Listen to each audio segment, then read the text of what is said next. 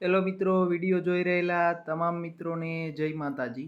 આજના વિડીયોમાં આપણે જાણીશું કે ચામુંડા માતાને બે મુખ કેમ છે। તો માતા ચામુંડા જ્યારે અસુરોનો સંહાર કરી રહ્યા હતા ત્યારે ચંડ અને મુંડ નામના બે રાક્ષસોનો વિનાશ કરવા માટે માતાજી પ્રગટ થયા, જેમાં એક સ્વરૂપથી માતાજીએ ચંડ અને બીજા સ્વરૂપથી મુંડ નામના અસુરનો વિનાશ કર્યો।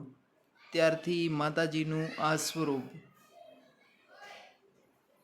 સંસારમાં પૂજાય છે ચામુંડાના સ્વરૂપે, જેમાં એક મુખ કરુણા અને રક્ષણનું પ્રતીક છે, જે ભક્તોને આશીર્વાદ, શાંતિ અને માતૃત્વ આપે છે, જ્યારે બીજું મુખ ક્રોધ અને દુષ્ટ અસુરોનું સંહાર માટેનું પ્રતીક છે, જે અધર્મ, ભય અને નકારાત્મક શક્તિનો નાશ કરે છે।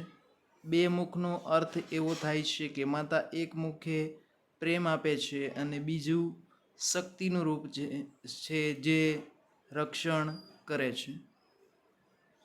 ફરી મળીશું, ત્યાં સુધી જય માતાજી।